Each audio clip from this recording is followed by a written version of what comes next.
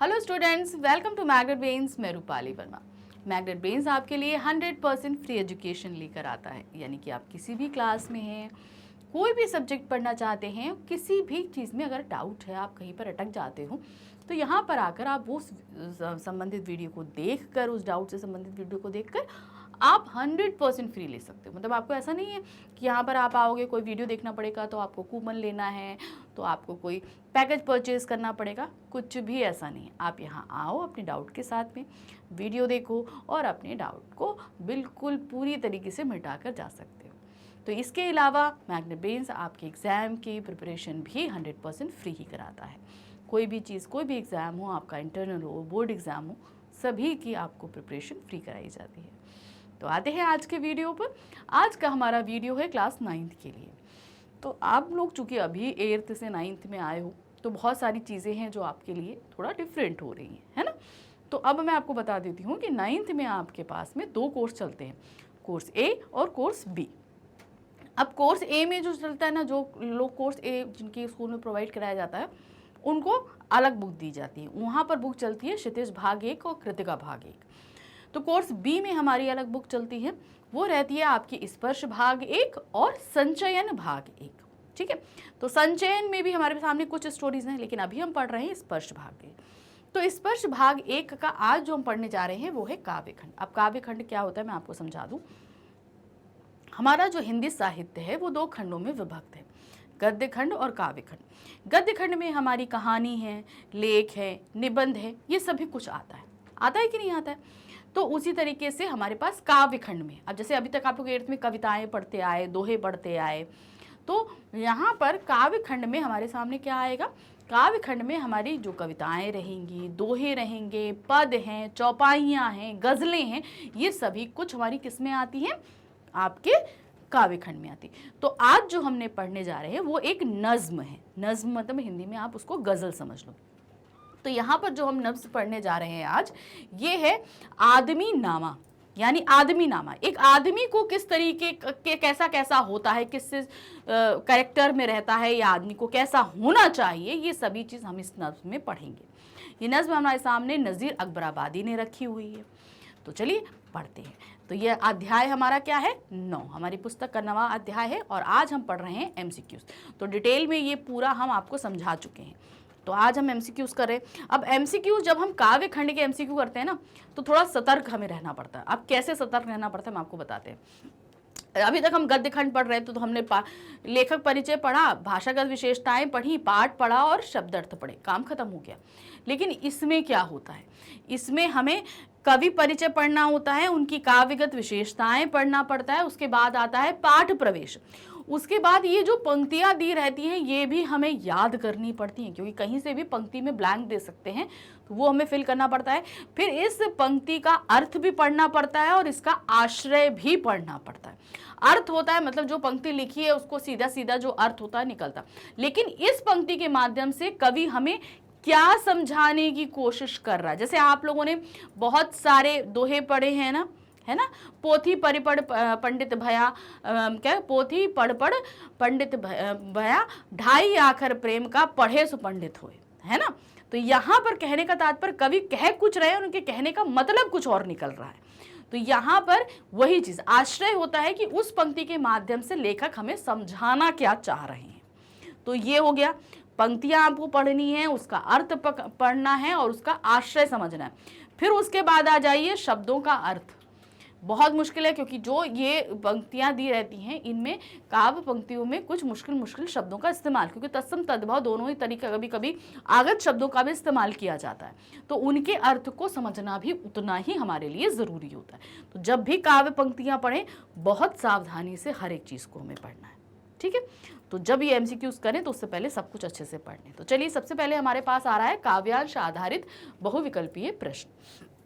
तो अब काव्यांश क्या होता है, जो हमारे सामने जितना पूरी नज्म दी गई है उसका एक अंश हमारे सामने रखा गया, इसको हमने पढ़ना है और इस पर आधारित प्रश्नों के उत्तर हमको देने हैं। तो सबसे पहले नज्म पढ़ेंगे। क्या है, दुनिया में बादशाह है सो है वह भी आदमी, जो मुस्लिफो ओ गदा है सो वो भी है आदमी, जरदार बेनवा सो वो भी है आदमी, नियमत जो खा रहा सो वो भी है आदमी, टुकड़े चबा रहा सो वो भी है आदमी। तो अब आदमी कैसे कैसे वेश में है भाई, बादशाह यानी कि राजा है वो भी है आदमी, और जो भिखारी मुफलिस गधा यानी कि साधारण और भिखारी जो है वो भी एक आदमी ही है। जरदार बेनवा सो भी आदमी, नियमित जो खरा, और मतलब यहाँ पे देखिए मुस्लिफो गधा मतलब साधारण व्यक्ति, और जरदार बेनवा यानी कि जो भिखारी व्यक्ति होता है वो भी, जो टुकड़े वगैरह खाता रहता है वो भी एक आदमी ही है। नियमती सो जो खा रहा सो आदमी, जिसे बहुत ही अच्छी सारी चीजें मिली हैं खाने के लिए, पकवान मिले हैं वो भी आदमी है। और जो टुकड़े चबा रहा है, अर्थात कहने का मतलब जिसके पास खाने के लिए अच्छा नहीं है, वो जो टुकड़े चबा रहा है वो भी एक आदमी ही है। तो ये हमारा काव्यांश का अर्थ हमने आपको फटाफट समझा दिया। डिटेल में अगर आपको पढ़ना है तो ये हमारे जो डिटेल एक्सप्लेनेशन का वीडियो है उसमें आप जाकर देख सकते हो। अब इस पर आधारित प्रश्न है। पहला प्रश्न है, दुनिया में सभी उल्टे सीधे काम कौन करते हैं? बादशाह, आदमी, ईश्वर या बड़े? तो कौन करता है उल्टे सीधे काम? वो है आदमी। आदमी हर तरीके के कामों को करता है, अच्छे काम भी करता है, बुरे काम भी करता है, होता है ना, आदमी सब तरह के होते हैं। फिर है मुफलिस का क्या अर्थ है? अमीर, बादशाह, वजीर या दरिद्र? तो यहाँ पर मुफलिस शब्द का जो अर्थ है वो है दरिद्र, यानी कि जिसके पास खाने के लिए, रहने के लिए, पहनने के लिए सारी चीज़ें नहीं होती हैं, जो बहुत ही गरीब होता है, वो व्यक्ति क्या कहलाता है? दरिद्र कहलाता है। तो उसको जो है अरबी फारसी में क्या बोला जाता है? मुफलिस। प्रश्न संख्या 3 है, जरदार का अर्थ क्या होता है? अब जरदार शब्द का इस्तेमाल हुआ ना, मैंने आपको क्या बताया था कि जब भी हम कोई भी काव्य खंड पढ़ेंगे तो उसका अर्थ हमारे लिए समझना, जो उसके शब्दार्थ रहते हैं वो समझना जरूरी है, क्योंकि कहीं से भी प्रश्न पैदा हो सकते हैं। तो यहाँ पर अब जरदार शब्द का मतलब पूछा गया है, क्या है? मजदूर, संपत्ति वाला, जमादार या किसान? तो यहाँ जरदार शब्द व्यक्ति क्या होता है? संपत्ति। जर मतलब क्या होता है? जर मतलब जमीन होता है। जर का क्या मतलब होता है? जमीन होता है। और दार यानी कि जमींदार, तो यानी कि संपत्ति वाला व्यक्ति क्या कहलाता है? आप लोगों ने कहानी सुनी होगी जर जोरू, है ना? जर का मतलब क्या होता है? जमीन। तो जिसके पास जर है अर्थात जरदार व्यक्ति है, जमींदार है, संपत्ति वाला है, वही जरदार हुआ। प्रश्न आते हैं, नियमित कौन खाता है? मजदूर, गरीब, पुरोहित या अमीर आदमी? तो नियमित कौन खाता है? वो है अमीर आदमी। अर्थात देखो, जो अमीर आदमी होता है उसके सामने तो बहुत सारे पकवान होते हैं, क्योंकि वो इतना कैपेबल होता है, इतना ज़्यादा कैपेबल होता है कि वो हर तरीके से भाई पूड़ी, सब्जी, पुलाव, ये वो, रायता, ये सब कुछ, सलाद वलाद सब कुछ खा सकता है, 4-5 तरीके की सब्जी, दालें, ये सब कुछ खा सकता है। तो वो अमीर आदमी है, तो उतना कैपेबल है कि वो नियमित यानी कि बहुत अच्छा खाना खा सकता है, क्योंकि भगवान ने उसके ऊपर हाथ रखा हुआ है। तो जो अमीर व्यक्ति है वो नियमित खाता है, यानी कि अच्छी चीजें खाता है। प्रश्न संख्या 5 है, टुकड़े चबाने का अर्थ क्या है? अब उसमें देखो सेकंड लास्ट पंक्ति क्या थी? टुकड़े चबा रहा है, इसका अर्थ क्या होता है? रूखा सूखा व बचा खुचा खाना, दूसरों का हक मारना, दांतों को मजबूत करना या कुछ भी ना छोड़ना?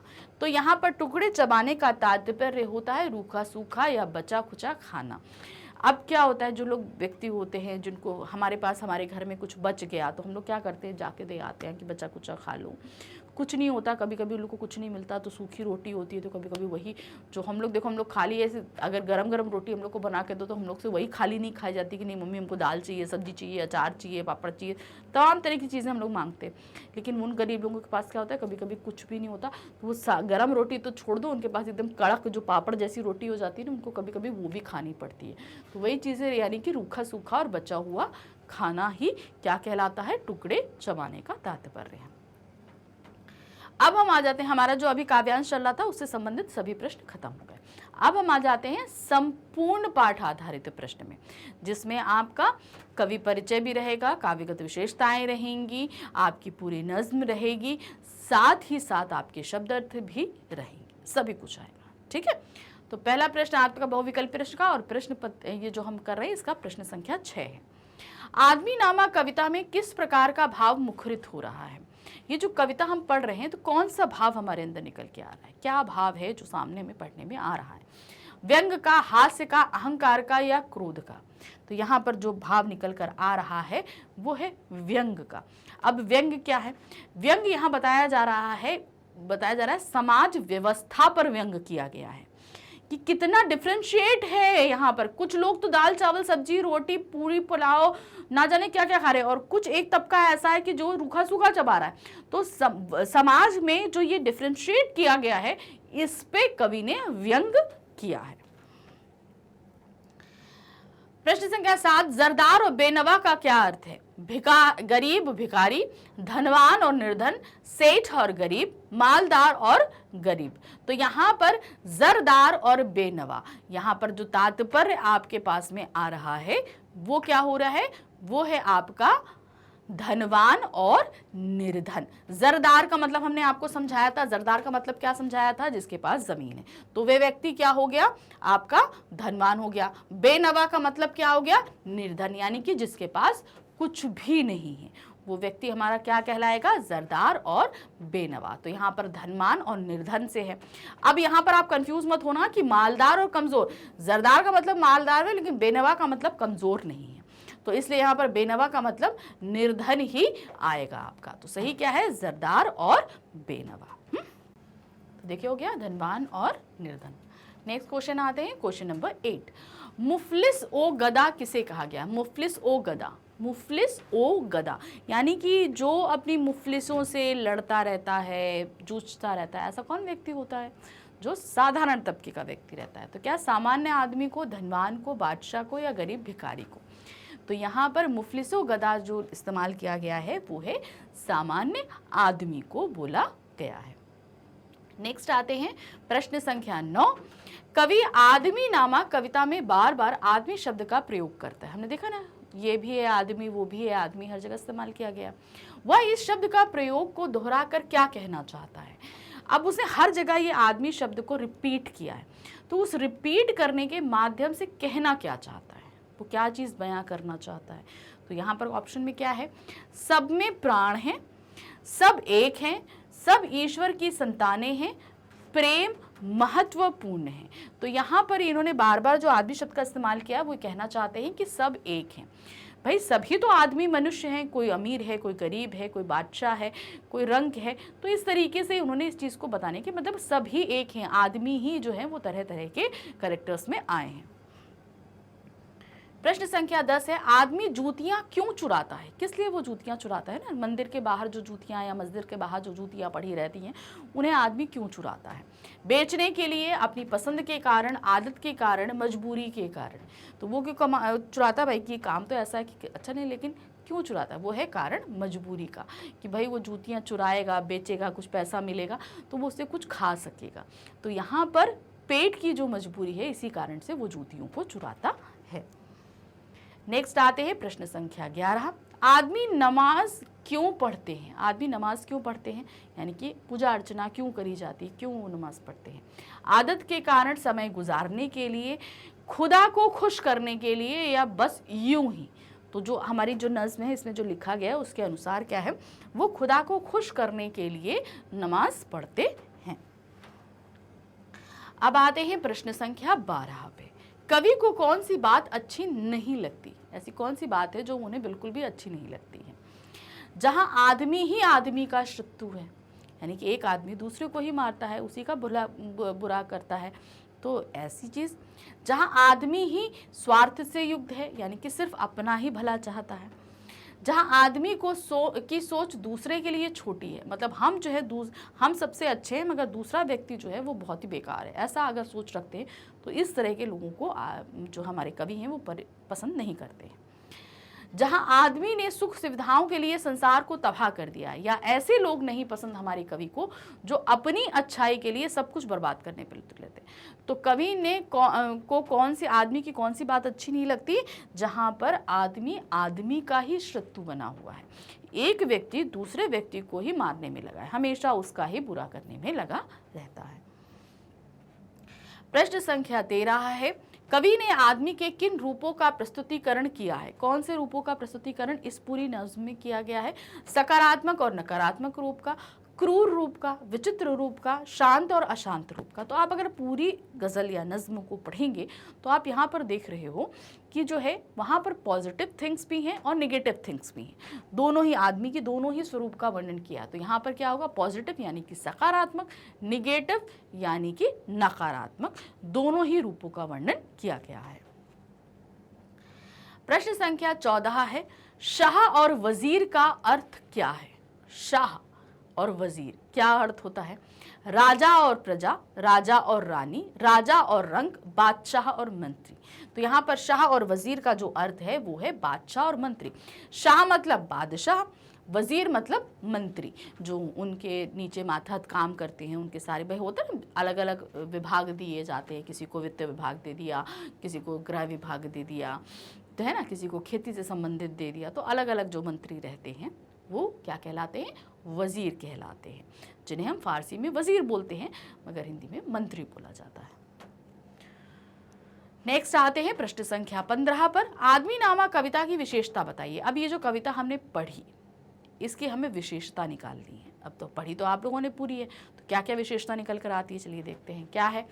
यह साहित्य का अनमोल रत्न है, यह उर्दू फारसी के शब्दों में सजी संवरी कविता का सुंदर उदाहरण है, इसकी भाषा परिकृष्ट है, यह पद शैली में लिखी गई है। तो देखिए ये सारी विशेषताएं, तो हम सब पे तो टिक नहीं कर सकते, लेकिन अगर आप आदमी नामा कविता पढ़ोगे तो उसमें उर्दू और फारसी शब्दों का बहुत ही अच्छा इस्तेमाल किया गया है, जिसे पढ़ने में भी हमें बड़ा अच्छा लगता है। तो सही ऑप्शन क्या रहेगा? यह उर्दू फारसी शब्दों से सजी सवरी कविता का सुंदर उदाहरण है। प्रश्न संख्या 16 आते हैं, अशराफ शब्द का अर्थ क्या है? अब एक शब्द इस्तेमाल किया गया अशराफ, इसका मतलब क्या होता है? शरीफ लोग, निकम्मे लोग, अत्याचारी लोग या बुरे लोग। तो यहाँ पर अशराफ का तात्पर्य है निकम्मे लोग। अब निकम्मे लोग किसको हम बोलेंगे? यानी कि जो कुछ काम नहीं करना चाहते हैं कि उनको बैठे बैठे हर चीज़ मिल जाए, सब कुछ उनको सुख सुविधाएं, खाना पीना सभी कुछ मिल जाए, यानी कि जो कर्म नहीं करना चाहते हैं, तो ये लोग क्या कहलाते हैं? निकम्मे। खास तौर से जिनको सारी सुख सुविधाएं बैठे बैठाए मिल जाती हैं, वही लोग ऐसे होते हैं जो काम नहीं करना चाहते। क्यों? क्योंकि भाई जब चीज़ें हमें सब कुछ बैठे मिल रही है तो क्या ज़रूरत है काम करने की। तो ऐसे क्या कहलाते हैं? निकम्मे लोग। प्रश्न संख्या 17 है, पगड़ी शब्द किसका प्रतीक है? पगड़ी आप देखते हो ना, बनाया जाता है, जिसको मुरैठा भी बोलते हैं कभी कभी कहीं जगह पे। तो वो पगड़ी क्या किसका प्रतीक है? टोपी का, इज्जत का, कपड़े का या शराफत का? तो आदमी नामा का अगर कविता हम देखें तो उसमें पगड़ी जो है वो इज्जत का प्रतीक मानी जाती। कहते हैं ना, आपने अगर बहुत सारी मूवीज़ भी देखी होंगी और आपने मुहावरे भी पढ़े हैं, लोकोक्तियाँ भी पढ़ी हैं, पगड़ी उतारना या पगड़ी फेंक देना, तो इन सब का क्या होता है? इज्जत, बेइज्जती करना होता है ना, बेइज्जती करना। तो यहाँ पर इस जो कविता है या नज्म है, इसमें पगड़ी का तात्पर्य क्या है? इज्जत से लिया गया है। प्रश्न संख्या 18 है, खुतबा खवा शब्द का अर्थ क्या होता है? अब ये शब्द जो सामने रखा गया है, खुतबा खवा, इस शब्द का अर्थ क्या होगा? क्या दिया है? कुरान शरीफ का अर्थ बताने वाला, परिश्रम का अर्थ बताने वाला, मंत्रों का अर्थ बताने वाला, दोहों का अर्थ बताने वाला। तो यहाँ पर खुतबा खवा का अर्थ होता है जो कुरान शरीफ लिखी गई है ना भाई, जो कुरान शरीफ जो पढ़ते हैं, अब उसके अंदर क्या क्या चीज़ें हैं, क्योंकि हमने बोला ना डायरेक्ट चीज़ें नहीं लिखी जाती, इनडायरेक्टली बहुत सारी चीज़ें लिखी जाती हैं कि लिखा कुछ गया है और उसके मतलब कुछ और निकलता है। तो यहाँ पर जो खुतबा खवा लोग होते हैं वो कुरान के अर्थ को बताते हैं, आखिर कुरान में लिखा क्या है, किसका क्या कर्म लिखा है, कैसा होना चाहिए, ये सारी चीज़ें जो बताने का कार्य करते हैं, उनके लिए खुतबा खवा शब्द का इस्तेमाल किया गया है। प्रश्न संख्या 18 है, नज़ीर की क्या विशेषता दिखाई देती है? अब नज़ीर की क्या विशेषता दिखाई देती है? देखिए क्या है, नज़ीर प्रकृति से जुड़े कवि हैं। नज़ीर यानी कि हमारे जो कवि हैं, वो नज़ीर अकबराबादी नाम है ना उनका, वही चीज़। तो नज़ीर प्रकृति से जुड़े कवि हैं, नज़ीर आशावादी कवि हैं, नज़ीर क्रांतिकारी कवि हैं, नज़ीर यथार्थ से जुड़े कवि हैं। तो जो हमने ये उनकी कविता पढ़ी आदमी नामा, तो हमें उनकी क्या विशेषता दिखाई दी? तो उनकी विशेषता क्या है कि नज़ीर एक यथार्थ से जुड़े, यानी कि एक यथार्थ मतलब प्रैक्टिकली जो पोइट हैं वो, कि वो काल्पनिक चीज़ें नहीं करते या कुछ और नहीं लिखते, वो एक्चुअल प्रैक्टिकल जो चीज़ें देखते हैं, वास्तविक चीज़ें देखते हैं, उन्हीं पर उन्होंने ये कविता लिखी है। तो सही क्या है, नज़ीर यथार्थ से जुड़े कवि हैं। प्रश्न संख्या 20 है, हमें इस कविता से क्या सीख मिलती है। अब ये कविता जो हमने पढ़ी, इससे हमें सीख क्या मिल रही है। हर चीज़ कोई ना कोई मतलब से ही लिखी जाती है, किसी न किसी उद्देश्य से लिखी जाती है, हम कुछ ना कुछ सीखते हैं। तो इस कविता से हमने क्या सीख लिया भाई, क्या है, हमें सबकी सहायता करनी चाहिए, हमें यह समझना चाहिए कि हम सब एक हैं, हमें सबको अपना मान कर चलना चाहिए, हमें जीवन में आगे बढ़ते रहना चाहिए। तो इस कविता से जो हमें सीख मिलती है वो है, हमें ये समझना चाहिए कि हम सब एक हैं। भाई ठीक है, हम अपने जन्म के आधार पर अपना वर्ग तो डिसाइड नहीं कर सकते, लेकिन अपनी सोच को तो हम बदल सकते हैं ना। कोई व्यक्ति क्या कहते हैं, किसी अमीर व्यक्ति के घर में जन्म ले सकता है तो कोई गरीब क्या, लेकिन यहाँ पर हम अपने सोच में ये अमीरी गरीबी लेकर नहीं आए। तो सबसे बड़ी सीख हमें क्या मिल रही है कि भाई हम सभी आदमी हैं और हमें सबको एक ही समझना चाहिए। ऊंच नीच, जाति पात, धन धर्म, इनके नाम पर हमें अलग एक दूसरे को नहीं समझना चाहिए। प्रश्न संख्या 21 है। अब देखिए, मैंने आपसे बोला था ना, जब हम काव्य खंड पढ़ते हैं तो पंक्तियों के अधूरे को भी हमें पूरा करना पड़ता। तो यहाँ पर अब कुछ प्रश्न आपके पास ऐसे आएंगे, अगर आपने कविता अच्छे से पढ़ी हुई है तो आप फटाफट इसके जवाब देते चलोगे, है ना।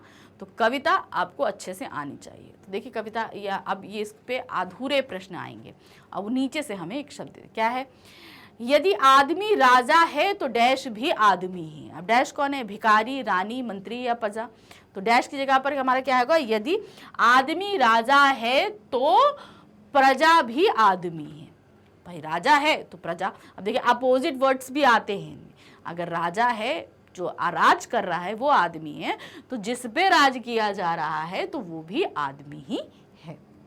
नेक्स्ट क्वेश्चन है, यदि आदमी है तो डैश भी आदमी है। क्या है, यदि आदमी धनी है तो डैश भी आदमी है। धनी व्यक्ति के साथ क्या आएगा, भिखारी, रानी, मंत्री, प्रजा।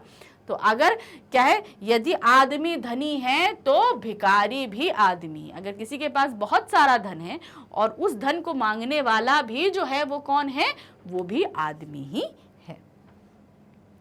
यदि आदमी स्वादिष्ट भोजन करने वाला है तो डैश भी आदमी ही है। अगर स्वादिष्ट भोजन अगर आदमी कर रहा है तो क्या होगा, पानी पीने वाला, सूखे टुकड़े खाने वाला, भूखा रहने वाला, इनमें से कोई नहीं। तो सही क्या होगा, यदि आदमी स्वादिष्ट भोजन करने वाला है तो सूखे टुकड़े खाने वाला भी आदमी है। यानी किसी के पास अगर बहुत सारे पकवान है, अच्छा भोजन खा रहा है, तो रूखा सूखा टुकड़ा चबाने, बचा कुचा खाने वाला भी कौन है, वो भी आदमी ही है।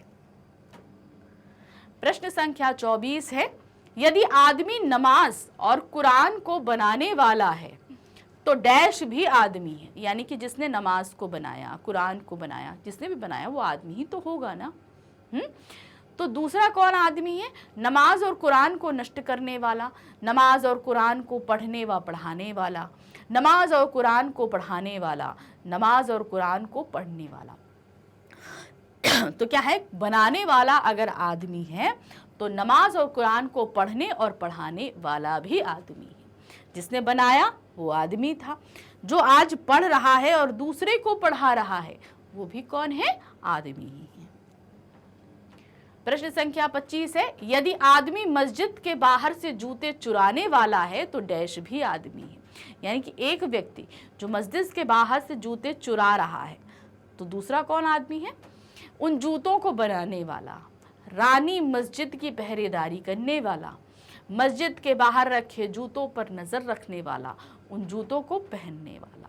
तो अगर चुराने वाला आदमी है तो उन जूतों पर नज़र रखने वाला, यानी कि यहाँ नज़र रखने से तात्पर्य है जो उनकी निगरानी कर रहा है, देखभाल कर रहा है। आप जाते हो ना कई मंदिर मस्जिद में जाते हो तो बहुत सारे लोग जूतों की भी सेवा करते हैं, यानी कि जूतों को अपने पास रखना है, उनकी सिक्योरिटी करना है। तो वही चीज़ है, जूतों पर नज़र रखने वाला आदमी भी कौन, वो भी आदमी ही है। तो मस्जिद से जूते चुराने वाला और उनकी ये सिक्योरिटी करने वाला, उनकी देखभाल करने वाला भी आदमी ही होता है। प्रश्न संख्या 26 है, यदि आदमी पाप करने वाला है तो डैश भी आदमी है। अगर कोई गलत काम करता है, पाप करता है, तो दूसरा कौन है, परोपकार करने वाला, पुण्य करने वाला, इज्जत करने वाला या पूजा करने वाला। तो पाप के साथ क्या आएगा आपका, पुण्य करने वाला। यदि पाप करने वाला आदमी है तो पुण्य करने वाला भी आदमी। तो देखिए वो एग्जैक्ट शब्द जो आपकी बुक में लिखे गए वो नहीं आए, यहाँ पर शब्दों को बदल कर उनके अर्थों के साथ आपसे प्रश्न पूछे गए हैं, इसलिए नज्म को बहुत कायदे से पढ़िएगा हर एक शब्दों के साथ में। प्रश्न संख्या 27 है, यदि आदमी किसी की जान बचाने वाला है तो भी डैश भी आदमी ही है।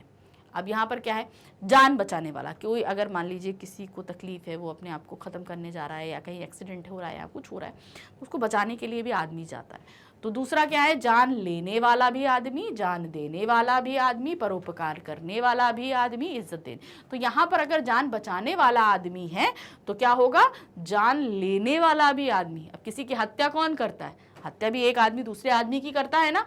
तो एक तरफ अगर कोई व्यक्ति किसी की जान बचा रहा है तो किसी की जान लेने का काम भी एक आदमी के द्वारा ही संपन्न किया जाता है।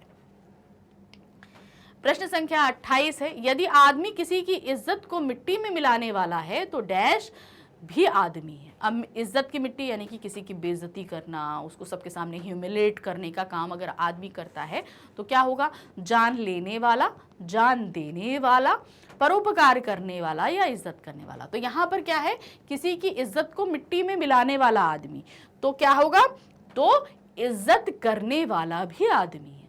यानी कि हम किसी को रिस्पेक्ट देते हैं तो हम भी आदमी हैं, और कोई किसी की बेइज्जती कर रहा है तो भी आदमी है। तो यहाँ पर इज्जत, बेइज्जत करने वाला और इज्जत करने वाला दोनों ही आदमी ही होते हैं। प्रश्न संख्या 29 है, यदि आदमी मुसीबत में किसी को मदद के लिए पुकारने वाला है तो डैश भी आदमी है। यानी कि हमारे ऊपर अगर मुसीबत आई तो हम पुकार रहे हैं, तो हम कौन है, हम भी आदमी हैं। तो दूसरा इसके जगह कौन आएगा, उसकी पुकार सुनकर दौड़कर आने वाला। दूसरा, उसकी पुकार अनसुना करने वाला, उसकी पुकार सुनकर ना आने वाला, या इनमें से कोई नहीं। तो क्या है, अगर मदद के लिए पुकारने वाला आदमी है तो दौड़कर आने वाला भी कौन है, आदमी। उसकी उस पुकार को सुनकर अगर कोई आ रहा है तो वो भी कौन है, आदमी। मान लीजिए हम कहीं फंस गए हैं, कुछ है, तो हम हेल्प हेल्प चिल्ला रहे हैं ना, तो हमारी हेल्प करने कौन आया, वो भी तो एक आदमी ही आया ना।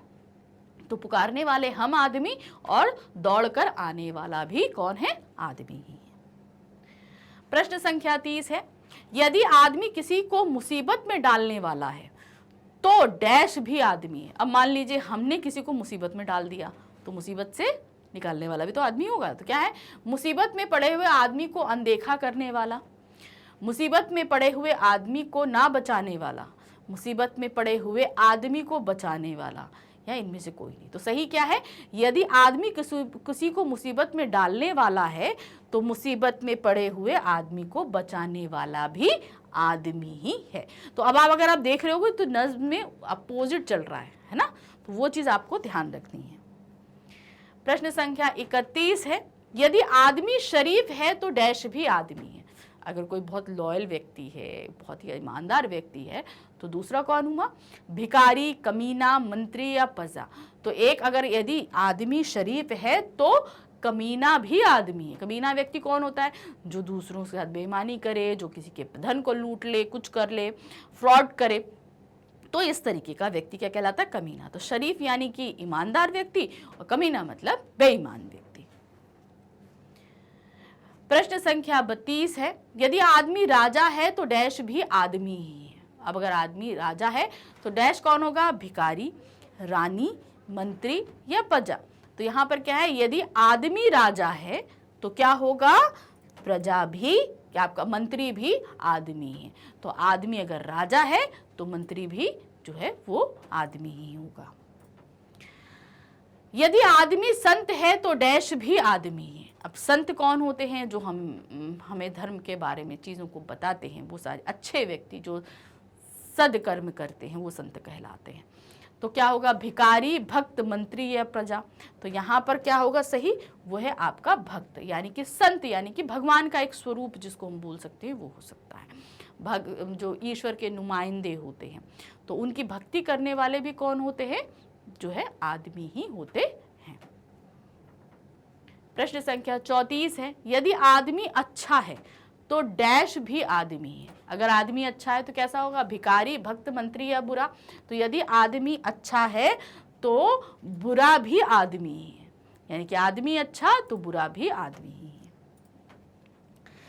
प्रश्न संख्या 35 है, प्रस्तुत नज्म का शीर्षक क्या है। अब ये जो नज्म हम पढ़ रहे हैं, हमको तो पता है कि हाँ भाई ये आदमी नामा पाठ 9 हमारी स्पर्श पुस्तक में दिया है, लेकिन जब एग्जाम में ये चीज आती है तब वहां पर आपको पाठ का नाम या नंबर नहीं दिया रहता। उस समय आपको क्या आइडेंटिफाई करना पड़ता है, काव्यांश के नाम से आइडेंटिफाई करना पड़ता है, जो काव्यांश दिया रहता है उसके हिसाब से। तो पूरी नज्म में कोई भी काव्यांश दे देंगे और आपसे पूछेंगे कि इस नज्म का नाम क्या है, इस पाठ का नाम क्या है, तो आप सीधे क्या बताओगे, कौन कौन सा है, आदमी नामा, आदमी, आदमी नाम या आदमी नज्म। तो इसका नाम क्या है, आदमी नामा इस नज्म का नाम है। अब आते हैं प्रश्न संख्या 36, पगड़ी उतारना मुहावरे का अर्थ क्या है। पगड़ी उतारना, इसका मुहावरे का अर्थ क्या है, ऑप्शन दिया है, सम्मान करना, पुरस्कार देना, बेइज्जती करना या नंगा करना। तो यहाँ पर पगड़ी उतारने का तात्पर्य आपका क्या दिया गया है, वो है बेइज्जती करना, किसी को ह्यूमिलेट करना, किसी की बहुत ज़्यादा डिसरिस्पेक्ट करना, ये सारी चीज़ें क्या होती हैं, इसको बोला जाता है पगड़ी उतारना। बड़ी महफिल में तुमने मेरी पगड़ी उतार दी, अर्थात ऐसे कुछ शब्द कहना जिससे उसकी इज्जत पर आँच आ जाए।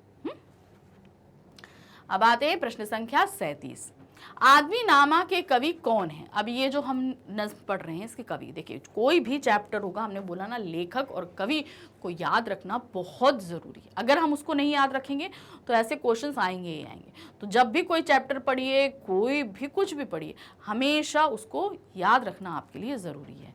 तो यहाँ पर इसका आदमी नामा कविता के कवि कौन है, रहीम, कबीर, नज़ीर अकबराबादी या अकबर इलाहाबादी। तो यहाँ पर सही क्या है, वो है नज़ीर अकबराबादी जो हैं वो आदमी नामा कविता के कवि हैं। अब आते हैं प्रश्न संख्या 38 पे, दिल पजीर का अर्थ क्या है। अब यहाँ पर एक शब्द एक लाइन में इस्तेमाल किया गया है, दिल पजीर। अब इसका मतलब क्या होता है, दिल को लगने वाला, दिल को तड़फाने वाला, परिश्रमी या कामचोर। तो यहाँ पर दिल पजीर का तात्पर्य है दिल को लगने वाला, कोई ऐसी बात जो हमारे दिल को लग जाए, बहुत ज़्यादा हमको हर्ट हो जाए, तो वो बात क्या हो जाती है, दिल पजीर। ठीक है, सही क्या है, दिल को लगने वाली कोई बात। प्रश्न संख्या 39, मुरीद का क्या अर्थ है। हमने बताया था ना कि भाई हर शब्द का अर्थ, काव्य खंड में ये चीज़ आपको ध्यान रखनी है, शब्दों के अर्थ का पता होना बहुत ज़रूरी है आपके लिए। तो यहाँ पर मुरीद शब्द जो इस्तेमाल किया गया है, इसका अर्थ क्या होता है। तो मुरीद शब्द है गरीब, बादशाह, प्रशंसक या इनमें से कोई नहीं। तो यहाँ पर मुरीद का शब्द जो होता है वो है प्रशंसक, यानी कि हम किसी चीज़ के, हम बोलते हैं आपने बहुत जगह पढ़ा होगा, हम तो आपके मुरीद हो गए। तो यहाँ पर हम आपके मुरीद हो गए, अर्थात आपने इतनी अच्छा गाया, इतना अच्छा पढ़ा कि हम आपके प्रशंसक हो गए। तो यहाँ मुरीद का तात्पर्य क्या है, प्रशंसक, यानी कि हम आपके इस काम को अप्रिशिएट कर रहे हैं, तो हम आपके क्या हुए, मुरीद हुए। प्रश्न संख्या 40 है, इमाम कौन होता है। अब आपको बताना है इमाम कौन होता है। मदरसे में छात्रों को पढ़ाने वाले को इमाम कहते हैं, विद्यालय का शिक्षक होता है इमाम, मंदिर का पुरोहित होता है या मस्जिद में नमाज पढ़ाने वाला होता है। तो यहाँ पर इमाम जो होता है वो कौन होता है, वो मस्जिद में नमाज पढ़ाने वाला होता है, जो नमाज को पढ़ाता है। ठीक है, जो जैसे आप लोग अजान सुनते हैं ना मॉर्निंग में, तो वो जो पढ़ रहे होते हैं वो कौन होते हैं, इमाम होते हैं। प्रश्न संख्या 41 है, वारे का क्या अर्थ है। वारे शब्द जो इस्तेमाल किया गया इसका मतलब क्या होता है, वर्ण करना, न्योछावर करना, संभालना या फेंक देना। तो यहाँ पर वारे का तात्पर्य होता है आपका न्योछावर करना। आप लोगों ने कोई चीज़ हम किसी पर न्योछावर कर दें, अरे आपने बहुत अच्छा कहा, हम तो आपको अप्रिशिएट कर रहे हैं, तो यहाँ न्योछावर, आप लोगों ने बहुत जगह देखा होगा, हम आपके वारे जाएं, वारे जाएं, और साथ में बहुत सारे लोगों को देखो आप नाचते नाचते उसके ऊपर पैसे ऐसे ऐसे करके वारने लगते हैं, तो क्या होता है, न्योछावर करना होता है, उसको बोलते हैं। तो यहाँ पर वारे का अर्थ होता है न्योछावर करना। तो इस तरीके से इस चैप्टर के सभी प्रश्न हमने आपको समझा दिए। तो बहुत ध्यान से हमने सारी चीज़ों को आपको बताया है कैसे कैसे। तो काव्य खंड के एमसीक्यू करते समय आपको थोड़ा गद्य खंड से ज़्यादा सावधान रहना पड़ेगा। कारण ये क्योंकि इसमें बहुत सारे क्वेश्चंस बनते हैं, अर्थ से लेकर आपके आश्रय से लेकर शब्दों के अर्थ से लेकर बहुत सारी चीज़ें, कवि हैं, उनकी काव्यगत विशेषताएं, बहुत सारी चीज़ें हैं जिन पर आपके प्रश्न बन सकते हैं। तो काव्य खंड में जब भी आप एमसीक्यूज करने चले तो आपको ध्यान क्या रखना है कि बहुत सावधानी से सारी चीज़ों को आप पढ़ेंगे, तभी आप एमसीक्यूज कर पाएंगे। तो तो ये तो हमारा चैप्टर हो गया। चलिए नेक्स्ट मिलेंगे जल्दी ही नेक्स्ट चैप्टर के साथ। Thank you for watching, bye bye.